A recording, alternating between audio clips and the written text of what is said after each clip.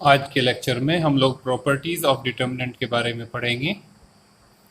First property है, if each element in a row और a column of a determinant is zero then the value of determinant is zero.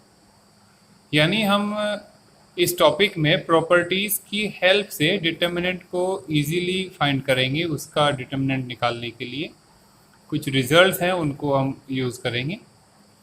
तो जैसे यहाँ बताया गया है कि अगर किसी डिटर्मिनेंट का कोई एक रो या किसी एक कॉलम की सारी एंट्रीज जीरो हों तो उस डिटर्मिनेंट की वैल्यू भी जीरो ही होगी।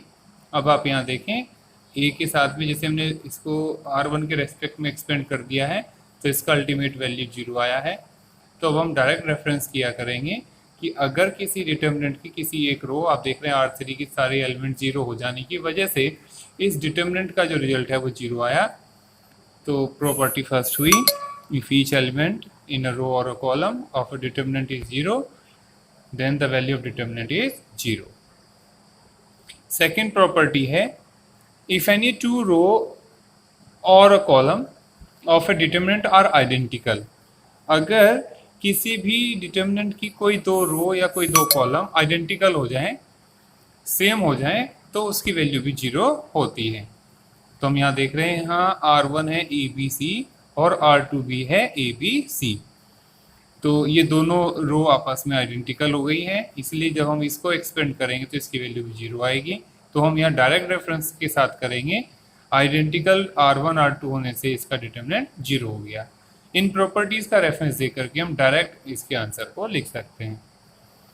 थर्ड प्रॉपर्टी है, इफ एनी टू रो और a column of a determinant are interchanged. अगर हम ये चाह रहे हैं ऑपरेशन करते समय कि दो रो आपस में इंटरचेंज हो जाएं तो एक माइनस साइन का चेंज आएगा, then the sign of determinant is change. जैसे ABC DEF एंड GHI लिखा था, हमने R1 और R2 को अगर इंटरचेंज कर दिया है, ऐसी हमें नीड हो रही है क्वेश्चन में, तो हम ऐसा कर सकते हैं, लेकिन बाहर एक माइनस का साइन आ जाएगा। अगर हम एक बार और चेंज कर देंगे तो एक बार और माइनस का साइन आएगा, तो वो अनचेंज हो जाएगा साइन। ये में ध्यान रखना है। हमने देखा यहाँ R2 को हमने R1 बना दिया और R1 को R2 में चेंज कर दिया। तो ऐसा भी हम लोग कर सकते हैं, एक माइनस के साइन का चेंज आएगा। Next property number 4, fourth property में है, if each element of a row और a column of a determinant is multiplied by a constant k then the value get multiplied by k। मतलब ये हुआ, अगर हम किसी डिटर्मिनेंट में उसकी किसी रो या किसी एक कॉलम में हमने k से मल्टीप्लाई कर दिया, तो अब इस डिटर्मिनेंट की जो वैल्यू आएगी वो k टाइम ज़्यादा आएगी। यानी अगर हम k से मल्टीप्लाई करने से पहले इसका डिटर्मिनेंट निकालते और अब k से मल्टीप्लाई करके निकालेंगे तो दोनों में एक डिफरेंस आएगा। वो क्या होगा? बाद वाला k टाइम ज्यादा होगा पहले वाले से। इन अनदर वर्ड्स, हम इसमें ये भी कह सकते हैं कि अगर ऑलरेडी कहीं पर कोई कॉमन मल्टीपल किसी रो या कॉलम में नजर आ रहा है तो हम उसको कॉमन भी ले सकते हैं। मैट्रिक्स में ऐसा नहीं होता था।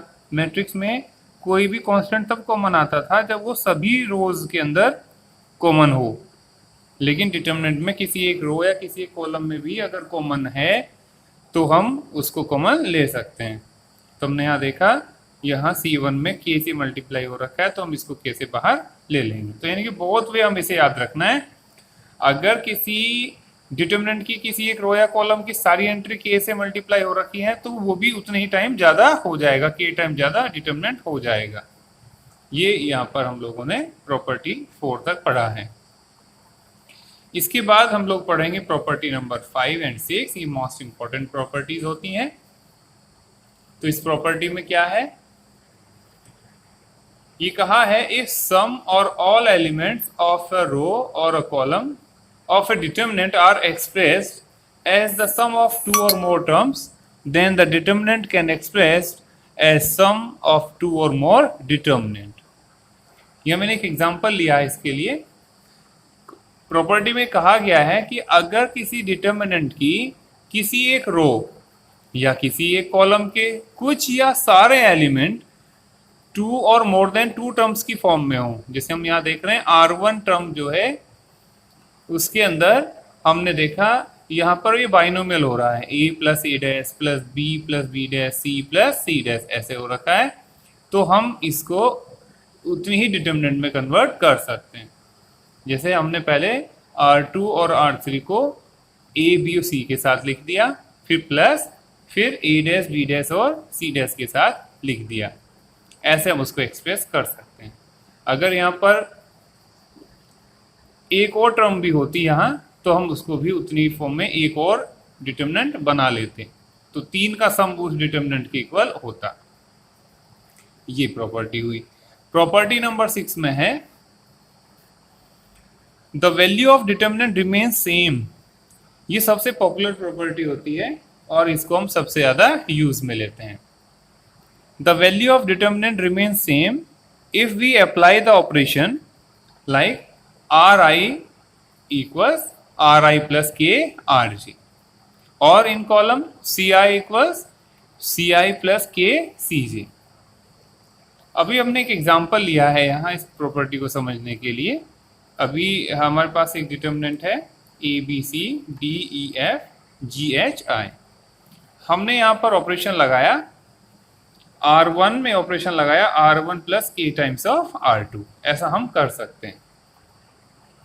तो हमने यहाँ R2 को K से मल्टीप्लाई किया और उसे R1 के साथ ऐड कर दिया।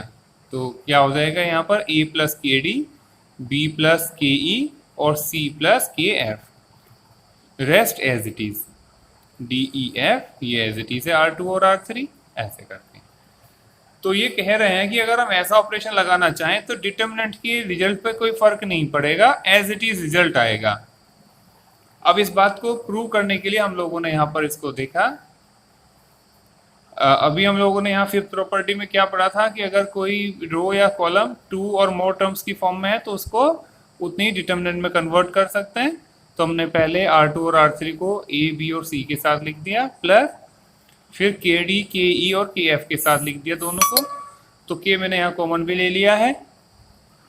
अभी आप यहाँ देख रहे हैं ये वाली जो डिटर्मिनेंट है इसकी रो R1 और R2 आइडेंटिकल हो गई। इट मीन्स इसकी वैल्यू तो 0 हो जाएगी, ये वाला पार्ट तो 0 हो जाएगा और रिजल्ट में बचेगा A B C D E F G H I और यही क्वेश्चन में गिवन था। इट मीन्स हम यहाँ इस तरीके के ऑपरेशन अप्लाई करेंगे तो अल्टीमेट रिजल्ट पे कोई फर्क नहीं पड़ेगा। आपने देखा यहाँ सिंप्लीफाई होने के बाद रिजल्ट एज इट इज ही रहा है। अब इस रिजल्ट को लगाने में कई बार बहुत मिस्टेक स्टूडेंट्स करते हैं। उनमें से एक कॉमन मिस्टेक है, अगर आप R1 रो को ऑपरेशन लगा रहे हैं तो R1 को ही पहले लिखेंगे और फिर ध्यान रहे उसमें किसी कोफिशिएंट से मल्टीप्लाई नहीं करेंगे।